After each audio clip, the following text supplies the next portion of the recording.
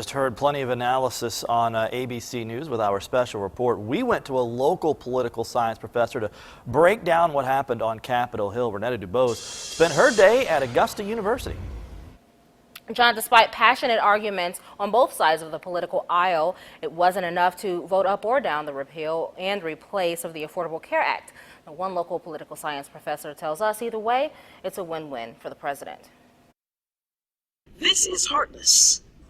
Human decency demands a no vote on Trump care. Do we keep Obamacare and the failure that is confronting us and will continue to be there, or do we take a chance on moving towards something different, moving toward freedom, moving toward choice, giving states back the opportunity to decide for their indigent population, how should they take care of them?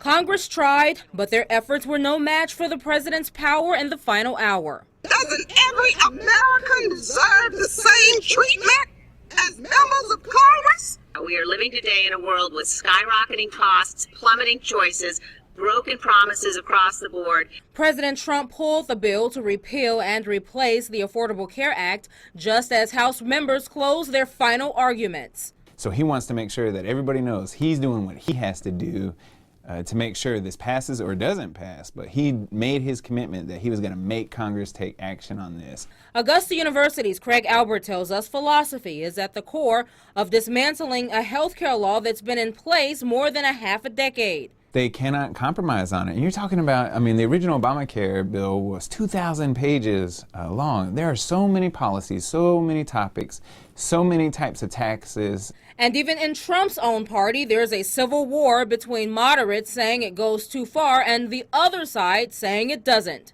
He's the president.